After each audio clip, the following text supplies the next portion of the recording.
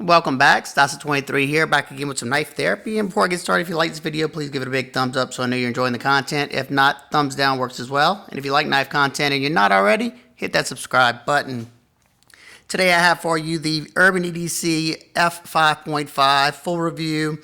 I wanted to make sure I got enough time and use behind this blade before I started talking about it. And this was an exclusive to Urban EDC, designed by Jesper Voxnays, made by Riot, a great manufacturer, one of the top manufacturers in China. And I'm not sure, I think this version with the micarta was around $200. I could be wrong, correct me down below if I am. But currently, I want to get this one up because there is the carbon fiber version that's available with the LMAX blade, available for $275 at this time of this video. I will leave a link down below if it's still available. This is in collaboration with Vox's custom design, his F5, Vox F5, and it looks very similar. And in my opinion, it's a very attractive knife. Let's get some specs out of the way. You have a total length of 7 inches, blade length of 2.7 inches, so it's going to be legal in a lot of areas. You have a grip area from here to this point right here of 3 inches, but you could do some overhang. But it is a smaller to medium to smaller knife. You have a handle thickness of 0.46 inches, so nice and slim in this dimension, and in the close width from here to here of 1.36 inches. You have a pretty hefty stock of 0.157 inches, and a nice high flat grind that gets down to a pretty nice and thin edge. Comes down to about 15 thousandths, give or take. So just saying that that's decently thin for a production knife these days. Let's get a closer look at this. Mine was one of the M390 blades. You can see it right there. So the ones that they have available right now are LMAX. Both of them are great steels. As you can see, you have this nice sheepsfoot blade with this heavy belt satin finish on here. High flat grind. You have a sharpening choil right here that seems to clear the plunge, but I haven't done a full sharpening, just dropped it, but I don't see any smile toward the edge right there. Pretty nice and even. You have an opening hole that has been chamfered, so it's nice and comfortable and it's easy to get your thumb onto. As you can see up here, you have that Voxnays perfect jimping. He doesn't put it back here to where, usually when you're trying to get that power cut, that's where your thumb is going to land. At least for me, it does. I don't really care about jimping. It's got a nice flat spot, so I don't even need it, but perfectly placed jimping nonetheless. Close it up. It is riding on ceramic bearings and a ceramic detent. Very smooth action. Mine is broken in nicely. The detent was a little stiff when I first got it, but now it is broken in nicely and it fires out without any issues. The access to the lock bar is pretty good. You got a pretty nice wide space right here, and you got a nice little chamfer right there with some jimps up there, so I can easily get my thumb in there. Maybe if you have fat sausage fingers, maybe not. Your mileage may vary. Let's close it back up.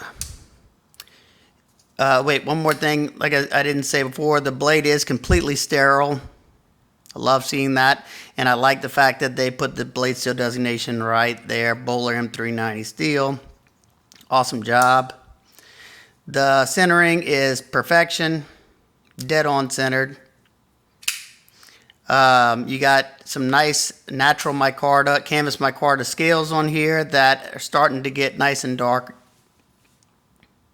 You got a nice deep chamfer going all the way around. I know they had a titanium version. They also had, it's a titanium liner lock. They had green micarta and this tan micarta or natural micarta. And I just thought this one looked the best. I did hear some reports of the titanium version having a weak detent. I don't own that one, so I can't say for sure. You have T8 hardware everywhere, even on the pocket clip. Let me see, make sure of that before I'm pretty certain. Yes, T8, even on the pocket clip, and they do some very nice hardware, nice and crisp hardware. As you can see, titanium hardware at that. Titanium deep carry pocket clip, but it's not super deep carry. As you can see, it's more of a loop over pocket clip. They did not recess the pocket clip screws. That's kind of a bummer. Let's see what it looks like in the pocket.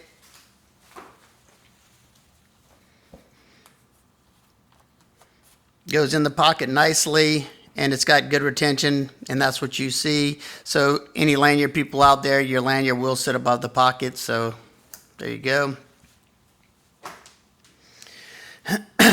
Like I said, it is tip up right hand carry only, so he left out the lefties on that, and that's just a Vox thing. He doesn't want to, he said, put extra holes where not needed. You have a titanium back spacer that encompasses the lanyard hole right there, and it has been chamfered so you don't have any sharp edges where you don't need it. They do have a raised gear pattern right here that does have some texture, but it's not uncomfortable. Blade to handle ratio is pretty darn good. You have titanium liners, titanium liner lock, and they have been nested inside the micarta scales. Very nicely done. And as you can see right there, you can see Vox's logo on the lock side right there. No skeletonization in there, but I don't think it really needs it because this knife is pretty lightweight. 3.15 ounces, perfect for me. That's extremely light and probably not going to notice it in the pocket that much. Let's get some size comparisons out of the way. And let's see, two that are very similar in size. You got the Civivi Pintail, pretty much identical in length, and the Quiet Carry Drift. Both of these are pretty much identical in size as far as length goes. The Drift is a lot thinner. All right, two more Vox designs. You got the Ace Biblio, very similar designs. The Biblio, they're about the same, pretty much the same length and everything, but the Biblio is a lot thicker in hand, so it's a little bit more comfortable in hand because of the thickness of the scales. And then you have the smaller Ace Riv. So there you go. It's about the same size as that Biblio. And two more really common blades, just in case you didn't have any of those. You got the Ontario Rat Model 1, that's going to dwarf it, and the Rat Model 2. Whoop, got wood shavings flying. So it's more closely related to the Rat Model 2 in length. I will say, if you have extra large hands, you might be a little cramped on this one because my medium-sized hand in this area gets that perfect. You know, I don't really have much left, and I'm kind of hanging off of this spot right there. I guess you could try to choke up here, but that's more sharpening tool, not so much a choke up spot. Ergos, let's talk about that real quick, and then I'll talk about my nitpicks, and we'll wrap this up. Whenever I was doing all my normal cutting to where I wasn't having to keep a firm grip in this hammer grip, it was very comfortable. No problem whatsoever. The saber grip right here, comfortable as well. But whenever I transitioned back into the hammer grip like this and started doing my wood shavings, and like I say, every time I talk about this, whenever I'm doing these wood shavings, I'm putting a lot of pressure down, and you'll start to feel any hot spots in the knife. And one thing that I did notice, and I even fixed, this ramp right here initially was sticking above this area, so it was up a lot higher, and whenever I was bearing down, that thing was just digging into my hand. Pretty easy fix. I just put it in a vise and kind of bent it down a little bit.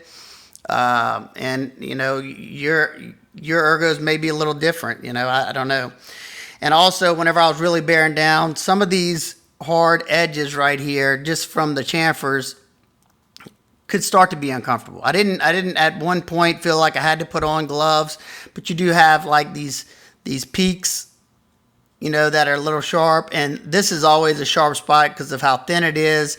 But I didn't really notice it, like I said, until I was really bearing down on this knife, and that's not my normal cutting task. You know, my normal cutting tasks really are just boxes and, you know, stuff I choose to cut up. Overall, you know, this knife has a lot of good going for it. My nitpicks, this satin finish is left a little rough. It's probably at a lower grit finish, so it does trap some debris. You can kind of see right there whenever I'm leaning it up there, that could have been from the wood or the cardboard. And the only way to really get it out is I usually have to wipe it down with some alcohol if I even care to. It is starting to get a few scratches. There's one right there. I don't know what I was cutting, but just doing my normal testing. I would have liked to see that finish just a little bit finer, just because I can almost feel that the lines on there. It looks nice, but it starts to trap gunk and debris. Another thing, this doesn't affect me, but it affects all my lefties out there. It's not drilled and tapped for left-handed carry. That's kind of trying to exclude part of the market, but you can easily manipulate this blade with the left hand. I'm pretty much ambidextrous when it comes to knives. Comfortable, you just not going to have a left hand carry. Also, my lockup has gotten a little bit better. There you go. It's at around, I don't know, 10, 15%, maybe 20. It was at about 5% when I first got it. But the more I use it, the more it moved over. Now, I'm not worried about this thing disengaging. It's a solid lockup, but just something to note. I know some people, that's a deal breaker for them. And of course, in my opinion, this clip was just an afterthought. I would have much rather see either a milled clip or just a better looking clip, and one that had countersunk screws.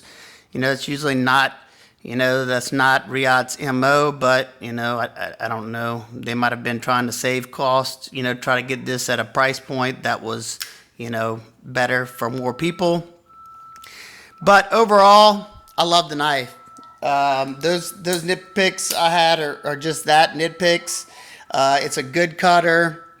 I love M390. LMAX is excellent as well, especially when done right. I think it's a good looking design. It carries nicely, very lightweight. My only real complaint is the pocket clip, and I may change that out eventually if I can find something that'll fit that. So there you go. If you have any questions, comments, concerns, please leave them down below. And I hope everybody's having an absolute wonderful day. I will see y'all on the next one. Peace.